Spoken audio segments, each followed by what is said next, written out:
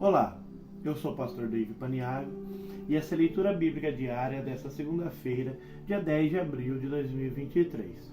Ela se encontra no livro de Provérbios, capítulo 6, verso 34, e diz assim: Porque furioso é o ciúme do marido, e de maneira nenhuma perdoará no dia da vingança. Mais uma vez, porque furioso é o ciúme do marido, e de maneira nenhuma perdoará no dia da vingança. A partir do verso 20 do capítulo 6 de Provérbios, Salomão ele começa a aconselhar a respeito de infidelidade conjugal. E ele faz um apelo progenitor aos seus leitores.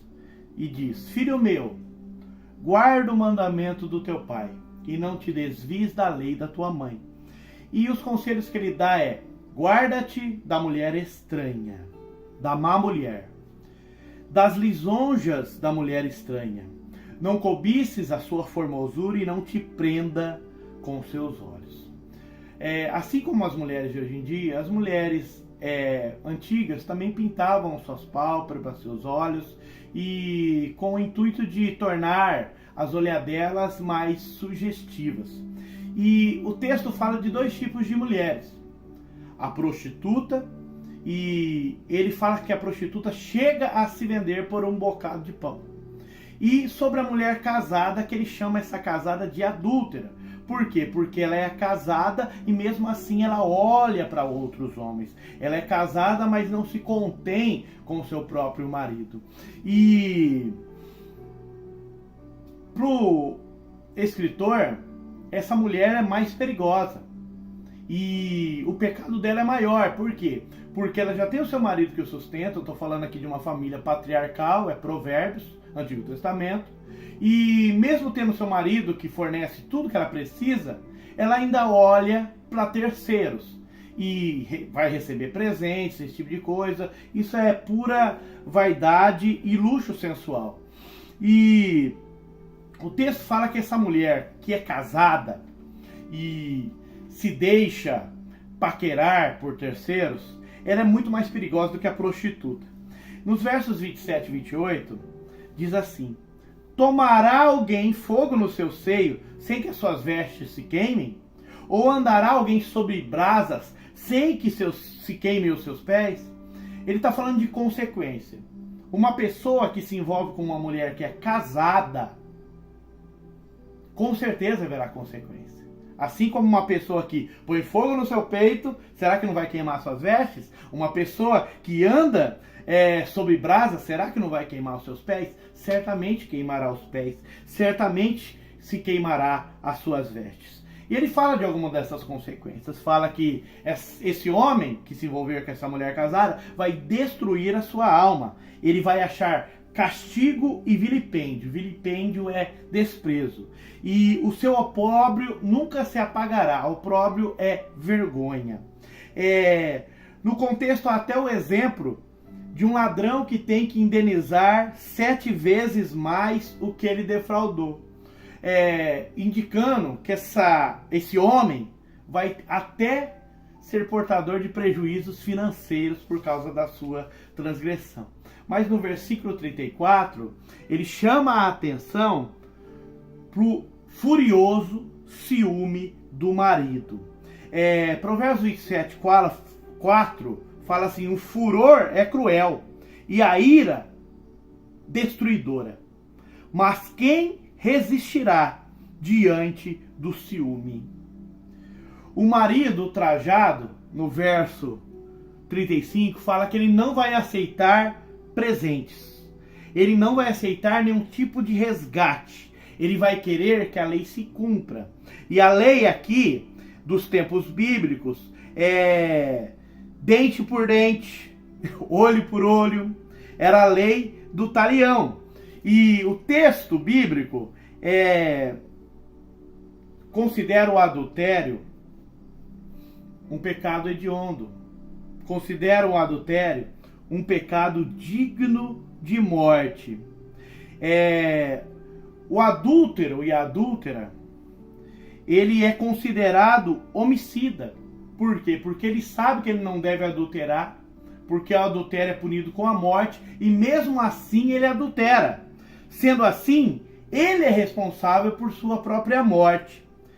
No dia da vingança, quando o adúltero será julgado pela sua vida, o acusador, ele vai cobrar até o último cetil. Ele não vai demonstrar piedade. Por quê? Porque a sua honra foi atingida. E um exemplo que eu quero deixar para vocês é o ato que Davi cometeu com Betseba. Betseba era casado. Davi estava no seu palácio, numa época de guerra. Ele olha pela varanda do seu palácio, pela janela, e vê uma mulher se banhando.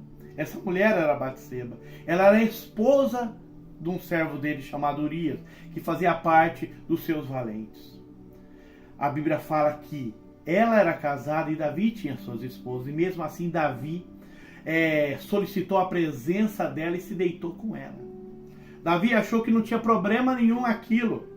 Despediu ela, ela voltou para sua casa, aguardando seu marido voltar para sua casa. E o marido volta, mas só que o marido era muito fiel a Davi. Muito fiel a Davi. E quando ele conseguiu, Davi solicitou a dispensa dele para que ele deitasse com sua mulher, porque Betseba engravidou.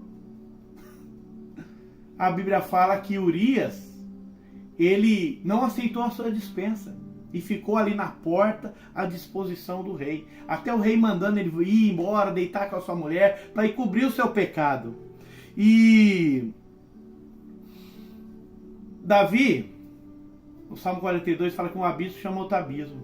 Ele viu que não ia ter como fazer com que Urias voltasse e deitasse com sua esposa para que ele aceitasse o filho como se fosse dele. O que ele fez? Ele mandou Urias para a guerra e mandou uma carta para Joabe. O próprio Urias levou essa carta para que Joabe colocasse ele no lugar mais vulnerável. Urias veio a morrer. E o que Davi fez depois? Casou com essa mulher que adulterou com ele. Porém, depois de algum tempo, Deus enviou o profeta Natan ali. Natan contou uma parábola para ele, a parábola das ovelhas, dizendo que um homem rico tinha muitas ovelhas, um homem pobre tinha apenas uma e tinha criado como sua própria filha. E vindo um forasteiro visitar o homem rico, e em vez de pegar uma das suas ovelhas, ele foi e raptou a ovelha do homem pobre. A Bíblia fala que Davi se enfureceu com aquela história. O que você acha que deve fazer com esse homem? E Davi, na sua ira, falou: digno de morte esse homem. Ele deve restituir. O profeta Natan virou para Davi e falou: tu és esse homem.